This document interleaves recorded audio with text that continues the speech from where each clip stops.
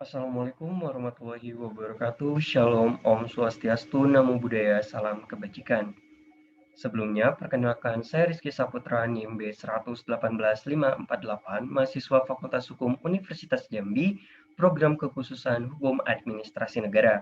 Pada kesempatan kali ini, saya akan mempresentasikan tugas mata kuliah Hukum Kehutanan dan Perkebunan dengan dosen pengampu Ibu Ratna Dewi SH MH. Dalam presentasi ini, saya mengangkat mengenai aspek perlindungan terhadap mekanisme penanganan konflik, khususnya menempatkan masyarakat adat yang melakukan pelindungan, pengelolaan, dan penguasaan wilayah hutan secara masif di wilayah Indonesia. Pesatnya kemudahan berinvestasi di Indonesia saat ini merupakan salah satu perwujudan adanya usaha negara kita untuk menjadi negara maju. Pada hakikatnya menempatkan konsep nawacita sebagaimana yang digaungkan oleh Presiden Joko Widodo terhadap beberapa indikator, di mana mari kita lihat secara komprehensif bahwasanya indikator mengenai mewujudkan kemandirian ekonomi dengan menggerakkan sektor-sektor strategis ekonomi domestik pada akhirnya menggerakkan perekonomian masyarakat agar mampu bergerak maju, tidak hanya berbicara pada sektor yang tidak dapat berkembang. Hal inilah yang memungkinkan terjadinya kemajuan terutama kemandirian ekonomi dengan memanfaatkan sumber daya alam yang ada maupun pengetahuan-pengetahuan tradisional yang dimiliki oleh masyarakat. Pada akhirnya kesempatan ini membuka ruang dan juga peluang yang saling tendensi satu sama lain, baik dari segi positif ataupun negatif. Di mana bila kita melihat secara positif bahwasanya dengan adanya mewujudkan kemandirian ekonomi, maka kita berusaha menciptakan Indonesia yang berdaulat, mandiri, berkepribadian, berlandaskan gotong royong, di mana masyarakatlah sebagai ujung tombak penggerak ekonomi. Namun berbicara pada sisi negatif, pada akhirnya perekonomian tersebut tidak dapat serta-merta hanya digerakkan oleh sektor-sektor secara individu atau masyarakat, khususnya berbicara mengenai pengelolaan sumber daya alam yang terdapat di wilayah hutan atau dalam konsep hukum kehutanan. Sehingga muncullah pihak swasta dalam hal ini untuk melakukan pengembangan terhadap berbagai sektor-sektor tersebut. Berbicara pula mengenai keberadaan sektor swasta, maka ada peluang untuk peningkatan produktivitas rakyat dan daya saing di pasar internasional. Namun, pada akhirnya pula, penempatan pihak swasta dalam hal ini tidak benar-benar membuka peluang yang sama rata, khususnya masyarakat adat yang melakukan penguasaan dan pengelolaan di wilayah hutan Indonesia. Pun berbicara mengenai memperkuat kehadiran negara dan melakukan reformasi sistem dan penegakan hukum. Perlu diingat bahwasanya dengan adanya penguatan reformasi sistem dan penegakan hukum tidak benar-benar mengejawantakan kebutuhan masyarakat. Karena apa? Masyarakat tidak ditempatkan pada posisi yang sebagaimana mestinya, khususnya masyarakat adat yang memiliki tupoksi paling penting di dalam pengelolaan dan penguasaan wilayah hutan yang ada di Indonesia. Mengingat besarnya presentasi wilayah hutan di Indonesia, maka memungkinkan masyarakat adat yang melakukan penguasaan terhadap wilayah hutan yang juga dikenal sebagai hutan adat menjadi sangat signifikan. Pun berbicara mengenai meningkatkan kualitas manusia, maka perlu dilihat pula apakah nantinya terjadi transfer informasi dan teknologi apabila nantinya pihak swasta juga ikut serta di dalam kemudian berinvestasi membangun wilayah-wilayah Indonesia, khususnya pinggiran Indonesia, yang mana kita mengetahui pula bahwasanya wilayah pinggir Indonesia masih dominan sebagai wilayah yang memiliki tutupan hutan yang sangat pesat. Pun selanjutnya, landasan hukum mengenai konsep dari hukum kehutanan itu sendiri dan juga keberadaan dari masyarakat adat, kita bisa melihat di dalam Undang-Undang Dasar Negara Republik Indonesia tahun 1945 sebagai falsafah Groundslah bangsa Indonesia. Selanjutnya, Undang-Undang Nomor 41 tahun 1999 tentang Kehutanan, Undang-Undang Nomor 32 tahun 2009 tentang Perlindungan dan Pengelolaan Lingkungan Hidup, Undang-Undang Nomor 5 tahun 1960 tentang Pokok-pokok Agraria, juga terdapat di dalam Undang-Undang Nomor 6 tahun 2014 tentang Desa. Peraturan Pemerintah Nomor 28 tahun 2011 tentang pengelolaan KSA dan KPA, Peraturan Pemerintah Nomor 45 tahun 2004 tentang perlindungan hutan, Peraturan Menteri Kehutanan Nomor P88 garing Menhub strip 2 garing 2014 tentang hutan kemasyarakatan, dan juga tentang hutan desa. Mengingat terdapat banyaknya instrumen hukum yang menangani mengenai bagaimana mulai dari penanganan konflik dan juga perlindungan, kemitraan, mitigasi terhadap wilayah penataan ruang di hutan Indonesia dengan menempatkan masyarakat adat, maka menjadi hal yang wajar apabila masyarakat adat harus terejawantahkan posisinya dalam hal ini. Namun kita harus melihat pula bahwasanya sebagaimana yang saya angkat dalam topik pembahasan kali ini mengenai menempatkan permasalahan atau konflik kehutanan, khususnya menempatkan masyarakat adat dengan kembali melakukan penekanan terhadap pelaksanaan konflik sosial tersebut kembali kepada masyarakat adat. Konflik sendiri merupakan sebuah tindakan salah satu pihak berakibat menghalangi, menghambat, atau mengganggu pihak lain di mana hal ini dapat terjadi antar kelompok masyarakat ataupun dalam hubungan antar pribadi. Banyaknya permasalahan atau konflik wilayah kehutanan di Indonesia merupakan salah satu bentuk bahwasanya tidak terjadi mekanisme yang sinkron antara pemerintah yang memberikan kemudahan berinvestasi baik kepada pihak swasta ataupun pribadi untuk melakukan penguasaan dan juga pengelolaan terhadap wilayah hutan Indonesia terhadap masyarakat adat yang juga memiliki posisi atau holding or possessing atau pemangkuan dan penguasaan penuh terhadap wilayah hutan itu sendiri. Konsep tenure atau juga dalam bahasa Latin tenure yang artinya mencakup, memelihara, memegang, dan memiliki. Land tenure ini pada hakikatnya memberikan hak dan juga kewajiban dari pemangku lahan, yaitu masyarakat adat, untuk melakukan penguasaan, pengelolaan, dan juga pemanfaatan terhadap wilayah hutan di Indonesia. Oleh karena itu, adanya konflik tenurial hutan adalah berbagai bentuk perselisihan atau pertentangan klaim penguasaan, pengelolaan, pemanfaatan, dan penggunaan kawasan hutan. Isu konflik yang perlu kita lihat bahwasanya tahun 2014 terdapat 40 kasus inquiry nasional yang tercatat di Komisi Nasional Hak Asasi Manusia yang menempatkan posisi perusahaan swasta dan juga masyarakat adat. Pun melihat selanjutnya, intensitas konflik meningkat setiap tahunnya, 369 kasus konflik agraria dengan luas 1.281.660 hektar melibatkan lebih dari 139.874 kartu keluarga tahun 2013, di mana sebelumnya hanya terdapat 198 kasus konflik agraria mengenai adanya konsorsium pembaruan agraria. Kenapa? Adanya konflik atau friksi sosial dari mana 40 kasus inquiry nasional ini meningkat setiap tahunnya adalah karena tidak terejawantahkannya posisi masyarakat adat untuk melakukan klaim dan perlindungan atas wilayahnya. Selanjutnya, klaim hutan hak adat dan wilayah adat. Lebih kurang 3,7 juta hektar wilayah adat yang sebagian berada dalam kawasan hutan saat ini memiliki kesenjangan pengelolaan hutan antara kemudian berinvestasi dan peluang yang ditawarkan pemerintah agar nantinya masyarakat tersebut dapat benar-benar mengejawantahkan apa yang seharusnya dapat dimanfaatkan dan menimbulkan win-win solution baik bagi negara sendiri ataupun masyarakat adat itu tersebut. Mengenai juga permasalahan mengenai kesejahteraan yang masih rendah, kemiskinan, dan kelangkaan pangan, pendidikan, kesenjangan pengelolaan, dan akses informasi pada akhirnya menempatkan masyarakat adat yang melakukan penguasaan dan pengelolaan terhadap wilayah adat atau hutan adat menjadi sangat krusial dan juga sangat rentan untuk direduksi hak yang mereka miliki. Tipologi konflik yang perlu dilihat bahwasanya saat ini, konflik yang sering terjadi terkait dengan permasalahan di wilayah hutan Indonesia, terutama menempatkan masyarakat adat adalah pertama, konflik masyarakat dengan pemerintah.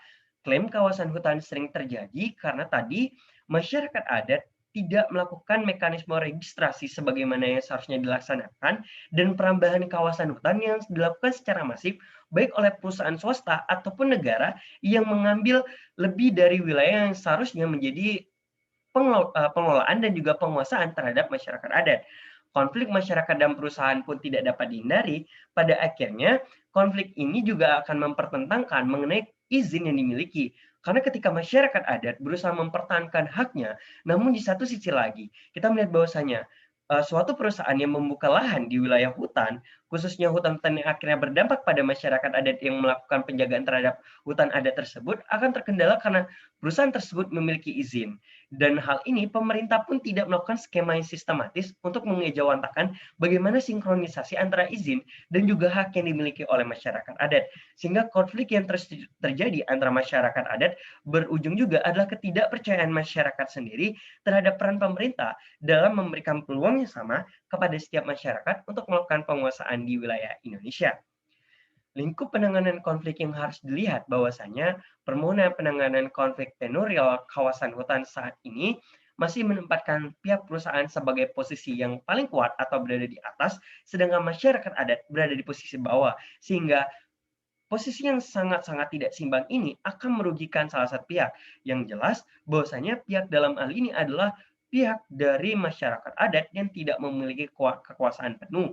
Sehingga pemetaan konflik tenurial di kawasan hutan saat ini pun menjadi cenderung bertitik berat bahwasanya perusahaan yang memiliki izin memiliki peluang untuk melakukan penguasaan penuh dan juga dapat mengalahkan hak yang dimiliki oleh masyarakat adat, karena kita mengenal bahwasanya hak yang dimiliki oleh masyarakat adat tidak sepenuhnya sebagai hak agendom. Mengenai penyelesaian konflik tenurial di kawasan hutan pun tidak dilaksanakan secara masif. Perlu ada pula monitoring dan evaluasi penyelesaian konflik tenurial di kawasan hutan. Permasalahan konflik di kawasan hutan adat mengenai pertama, kita berbicara mengenai poin penataan batas kawasan.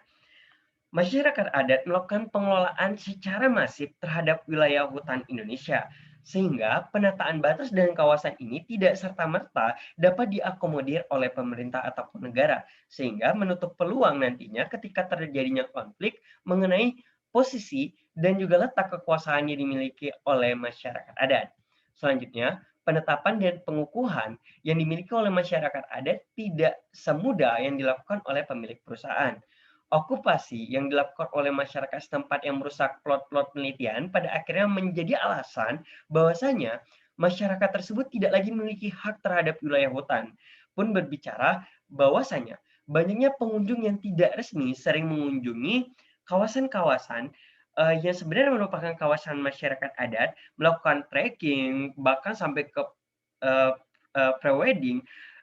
Hal ini menjadi suatu permasalahan atau konflik yang pada akhirnya menempatkan masyarakat adat tidak mampu mengakomodir pengelolaan pengawasannya terhadap wilayah hutan. Illegal logging yang tentunya juga sering terjadi di kawasan-kawasan hutan Indonesia, masyarakat setempat pun secara tidak langsung dalam hal ini melakukan pola perladangan dan perkebunan yang justru merusak wilayah hutan itu sendiri. Sehingga pola-pola permasalahan sebagaimana yang di atas menjadi sebuah kompleksitas permasalahan yang harus diselesaikan satu persatu dan tahap per tahap. Karena apa? Permasalahan tadi tidak hanya dilihat dari satu sektor, namun keseluruhan sektor. Berbicara juga mengenai kelembagaan dan penanganan konflik mengenai konflik tenurial di kawasan hutan Indonesia, maka kita berbicara mengenai konsep sekretariat pengaduan. Saat ini perlu dibangun sekretariat pengaduan terhadap permasalahan konflik tenurial yang menempatkan dan juga mengejawantakan baik posisi dalam hal ini pemilik izin dan juga masyarakat adat. Selanjutnya mengenai adanya tim independen penanganan konflik tenurial kawasan hutan, di mana paling banyak terdiri dari 3 orang dengan kompetensi ahli bidang antropologi, hukum, dan atau sosial kemasyarakatan. Karena apa? Ketika berbicara mengenai adanya sekretariat pengaduan, ketika terjadinya konflik tenurial yang menempatkan masyarakat adat dan juga pemegang izin, perlu ada pihak netral dalam hal ini untuk menentukan bagaimana mekanisme pengelolaan dan juga bagaimana nantinya pihak-pihak tersebut dapat terselesaikan permasalahannya. Dilihat baik secara kemasyarakatan mengenai penguasaan dan pemanfaatan wilayah hutan yang saat ini dilakukan oleh masyarakat adat, dan juga dari aspek hukum yang sedang terjadi, dilihat dari segi izin yang telah dikeluarkan dan atau sosial kemasyarakatan. Pun kita juga perlu menyadari bahwasanya perlu adanya tim asesor penanganan konflik tenurial kawasan hutan yang telah mengikuti pendidikan, pelatihan, dan pemetaan konflik, karena sampai saat ini belum terdapat tim asesor penanganan konflik tenurial kawasan hutan yang dapat melakukan mekanisme pendidikan, pelatihan, dan pemetaan konflik terhadap masyarakat-masyarakat yang terdampak. Selanjutnya berbicara mengenai penyelesaian konflik. Penyelesaian konflik tenurial perlu dilihat baik secara litigasi atau melalui pengadilan, non-litigasi, atau di luar pengadilan, baik itu dengan dialog interaktif antara masyarakat adat dan pemilik izin, negosiasi, mediasi, ataupun arbitrase. Selanjutnya, pengakuan hak terhadap hak yang dimiliki oleh masyarakat adat tadi, khususnya oleh pemerintah. Karena sampai saat ini kita juga mengakui bahwasannya masih banyak masyarakat adat yang tidak terakui haknya atas penguasaan terhadap wilayah hutan, khususnya hutan-hutan adat, karena lambatnya sistem yang ditawarkan oleh pemerintah untuk mengejawantahkan hal tersebut. Perluasan akses melalui perhutanan sosial perlu pula ditingkatkan untuk menjamin bahwasanya setiap mekanisme tersebut dapat diejawantahkan dengan baik. Target penanganan konflik dalam hal ini berbicara pada poin pemberian akses pemanfaatan atau kemitraan, berbicara pula mengenai penyelesaian ganti rugi sesuai kesepakatan kedua belah pihak, baik melalui mediasi maupun pengadilan. Ketiga adalah pengambilan keputusan oleh Menteri Lingkungan Hidup dan Kehutanan dengan mempertimbangkan kepentingan perlindungan lingkungan serta keselamatan warga. Penerapan sanksi sesuai dengan peraturan perundang-undangan yang berlaku di Indonesia, dan berbicara pula mengenai tata cara permohonan penanganan konflik. Pada tingkatan kali ini, ketika terjadinya suatu konflik tenurial, kita akan menempatkan perseroan atau badan hukum akan mengajukan permohonan penanganan konflik tenurial kawasan hutan kepada Menteri Lingkungan Hidup dan Kehutanan melalui sekretariat yang membidangi penanganan pengaduan kasus lingkungan hidup dan kehutanan. Permohonan dapat dilakukan secara langsung maupun online dengan mengisi formulir permohonan. Sekretariat menyampaikan kepada Direktur Jenderal untuk menangani konflik tenurial tersebut. Dirjen membentuk tim independen sebagaimana yang telah dipaparkan tadi mengenai penanganan konflik tenurial kawasan hutan yang bertugas menelaah data awal konflik dan melaporkan hasilnya kepada Dirjen. Selanjutnya, berdasarkan laporan IPK-TKH, Dirjen membentuk tim asesor yang memiliki sertifikat kompetensi. Apabila belum tersedia Dirjen menetapkan asesor independen. Asesor bertugas berdasarkan pedoman asesmen konflik tenurial kawasan hutan. Penyelesaian konflik tenurial tadi dilanjutkan kembali pada hasil asesmen disampaikan kepada Dirjen untuk dibahas oleh tim IPK-TKH dan dianalisis hasilnya disampaikan kepada Dirjen. Hasil analisis tim mengusulkan penyelesaian melalui penegakan hukum, Dirjen melapor ke Menteri Perhutanan Sosial, Dirjen menugaskan tim IPK-TKH untuk melakukan fasilitasi penyelesaian konflik, mediasi, di mana Dirjen menunjuk mediator yang bersertifikat, dan dalam hal ini pula penyelesaian melalui perhutanan sosial. Dokumen yang ada digunakan sebagai dasar pengembalian hutan adat, penerbitan hak kelola hutan adat, izin hutan kemasyarakatan, izin hutan tanaman rakyat. Skema-skema pemberdayaan masyarakat melalui perhutanan sosial sebagaimana konsep yang pertama adalah hutan tanaman rakyat atau HTR, di mana peraturan nomor 55 Menteri Kehutanan nomor 2/2011, hutan kemasyarakatan HKM peraturan nomor 88 Menteri Kehutanan strip 2 2014, hutan desa peraturan nomor 89 Menteri Kehutanan 2 2014, serta kemitraan. Kemitraan dalam hal ini adalah pemberdayaan masyarakat setempat melalui kemitraan kehutanan, di mana dalam pasal 6 ayat 1 menyatakan bahwa kemitraan merupakan kewajiban yang harus dilaksanakan oleh pengelola hutan, BUMN, BUMD, DTK, pemegang izin, dan KPH. Lebih lanjut, maksud pemberdayaan masyarakat melalui kemitraan ini adalah mengembangkan kapasitas dan juga memberikan akses masyarakat setempat dalam rangka kerjasama dengan pemegang izin pengelolaan hutan dan KPH. Tujuannya pada akhirnya adalah terwujudnya masyarakat setempat untuk mendapatkan manfaat secara langsung melalui penguatan kapasitas dan pemberian akses ikut serta dalam mewujudkan pengelolaan. Ruang lingkup kemitraan ini maka akan berbicara pada sektor pelaku kemitraan kehutanan, fasilitasi pelaksanaan kemitraan kehutanan, pemindahan pengendalian, insentif, dan juga kesepakatan, kesetaraan, saling menguntungkan, lokal spesifik, kepercayaan, transparansi, dan partisipasi. Mengenai persyaratan-persyaratan yang perlu diatur pula bahwasanya luas area kemitraan tadi apabila menempatkan masyarakat adat adalah luas lahan merupakan 2 hektar untuk setiap keluarga. Bermitra untuk memungut hasil hutan bukan kayu. Pernyataan di atas tidak berlaku apabila masyarakat setempat calon mitra pengelola hutan dan pemegang izin harus memenuhi persyaratan di mana pertama, masyarakat setempat yang berada di dalam atau sekitar hutan. B. Masyarakat setempat lintas desa ditetapkan oleh camat atau lembaga adat setempat. C. Mata pencarian pokok tergantung pada lahan garapan atau pungutan hasil. D. Mempunyai potensi untuk pengembangan usaha. verifikasi dan penetapan, fasilitasi oleh Dirjen atau Kepala Badan atau KA Dinas Kelompok, pembangunan atau penguatan kelembagaan pelaksanaan dapat dibantu oleh LSM, perguruan tinggi, penyuluh kehutanan swasta, dan lain-lain. Area kemitraan sendiri meliputi area konflik dan area yang berpotensi konflik serta memiliki potensi menjadi sumber penghidupan. Fasilitasi terbangunnya kesepakatan bentuk-bentuk kemitraan juga berbicara mengenai penempatan UPT Eselon 1 terkait bersama dinas provinsi dan juga kabupaten yang membinai kehutanan untuk melakukan fasilitasi terbangunnya kesepakatan kemitraan antara pengelola hutan dengan masyarakat setempat. Kesepakatan tersebut dituangkan dalam naskah kemitraan kehutanan, selanjutnya dituangkan dalam naskah perjanjian yang ditandatangani oleh pengelola hutan dan masyarakat serta diketahui oleh kepala desa atau camat atau lembaga adat dan pejabat kehutanan setempat. Pembinaan dan pengendalian tadi juga meliputi pengelolaan hutan melaporkan kepada Kepala Dinas Kehutanan Kabupaten, Kepala Dinas Kehutanan Provinsi, Menteri Lingkungan Hidup dan Kehutanan 6 bulan sekali. Pembinaan dan pengendalian untuk menjamin terselenggaranya kemitraan kehutanan yang efektif. Pembinaan meliputi bimbingan, pelatihan, arahan, dan supervisi. Pengendalian melakukan monitoring dan evaluasi. Dan juga berbicara mengenai adanya insentif, sanksi, dan pendanaan. Ketika terjadinya suatu permasalahan tenurial, maka kita melihat bahwasanya ketika adanya insentif terhadap pengelolaan, pemegang izin, dan juga masyarakat adat yang memegang wilayah kehutanan akan melaksanakan kemitraan kehutanan dapat diberikan insentif sesuai peraturan perundang-undangan apabila mereka melaksanakan skema tersebut secara masif dan juga konsisten. Pun akan terdapat mekanisme sanksi apabila nantinya masyarakat tidak benar-benar mengakomodir ataupun pihak dalam hal ini pihak swasta tidak melaksanakan mekanisme tersebut. Dapat berupa sanksi administratif ataupun sanksi pidana. Dan juga pendanaan, biaya fasilitasi, pembinaan dan pengendalian dibebankan pada APBN, APBD, dan sumber daya lainnya yang tidak mengikat.